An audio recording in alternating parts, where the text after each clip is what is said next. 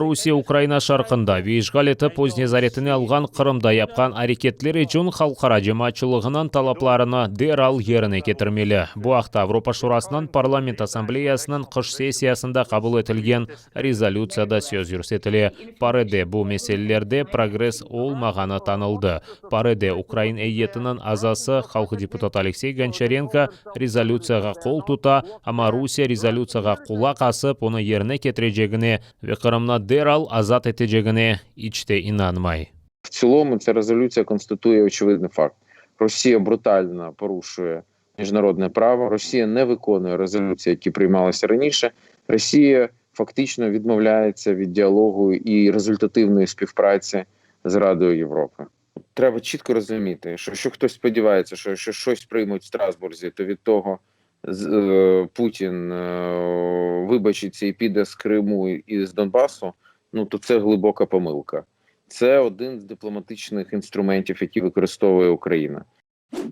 Европа Шурасынан парламент ассамблеясында Қырым платформасы тешкілетілмесі. Бөле тешебусны Украин әйет векіллері парламент ассамблеясында сеслендірді. Қыш сессиясы девамында Украина векіллері Қырым ишгалден азат етілмесі үшін ортақлар желп етілмесінен оғырашажақ. Бұне берабер делегатларынан чоқысы оларға қол тұтажағыны ұмыт етелер. Є така ідея, може створити Кримську платформу при Парламентській асамблеї Ради Європи. Ми зараз обговорюємо, хто може буде входити в неї, або ми спілкуємося з різними платформами. Тобто у нас є платформа Baltic+, деякі друзі, наші друзі України в ПАРЄ. І ми зараз будемо ініціювати обговорення.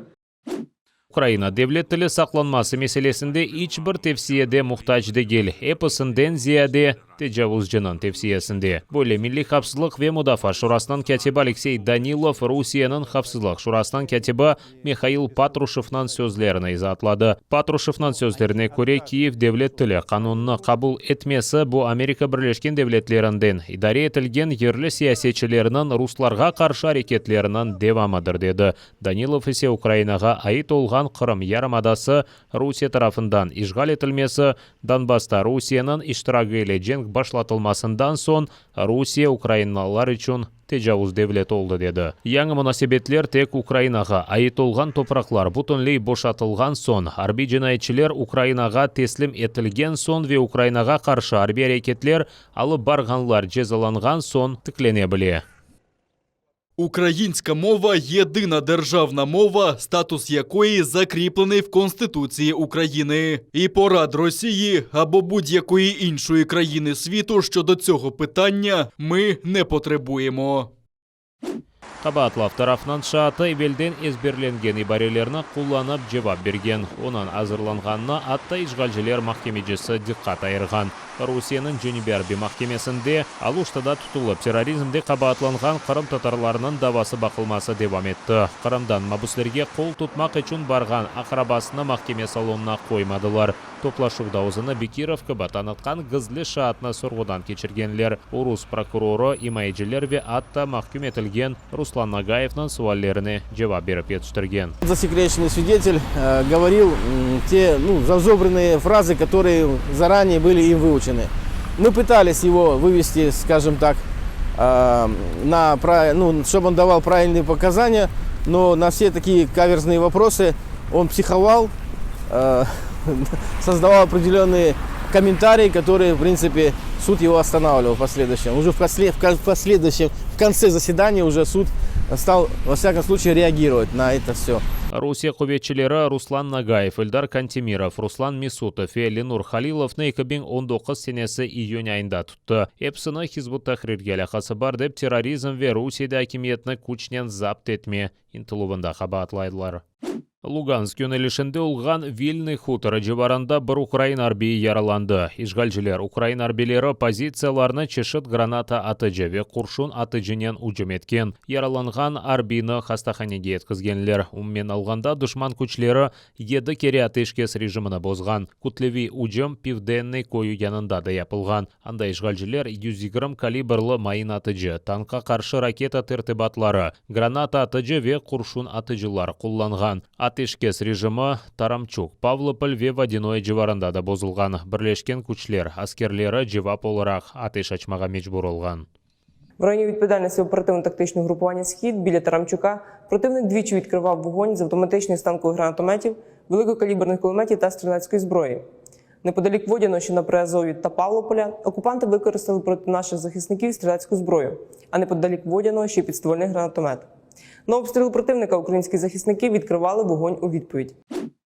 Америка Бірлешкен Девлеттерінің президенті Деңішкені импичментна тоқтатмады. Конгрессынан темсілжілер палатасының азалары 45-ші президент Дональд Трамп импичментке ұғратылмасы үшін Сенатқа резолюция азырлап берділер. Америка тарихында ilk сефер бұл процедураға айны президент екінші кере ұғырай.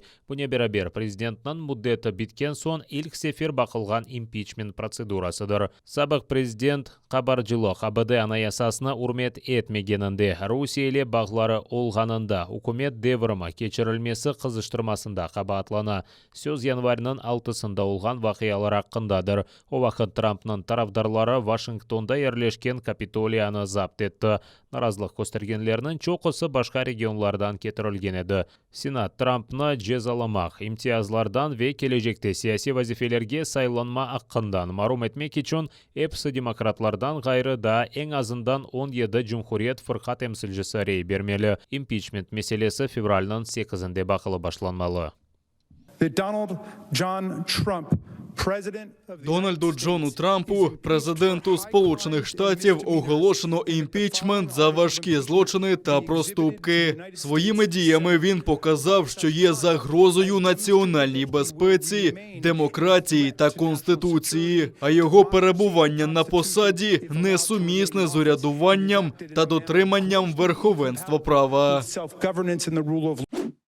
Соңки 4 ай дегенде хасталарының ең алчақ көстергечі. Украинада кечкен күндеваманда 2779 яңа коронавирус хастасы белгіленді. Эвел хасталынған 12538 кіші түзелген. 133 кіші хасталық ағырлашмасы нәтижесінде вефат еткен. Яңа хасталарының ең чоқ сайысы Одесса, Ивано-Франковск, Харьков, Запорожье вилаятлері ве Киев шерінде қайдетілген. Сағлық Назер Максим Степановның сөздеріне көре серт карантин кірсетілгені хасталарының сайысы экселмесіне мұзбет тесір етті. Украиналыларына сақ қалмақ үшін кележекте де карантин сыңырлануларына riayet етмеге чағырды.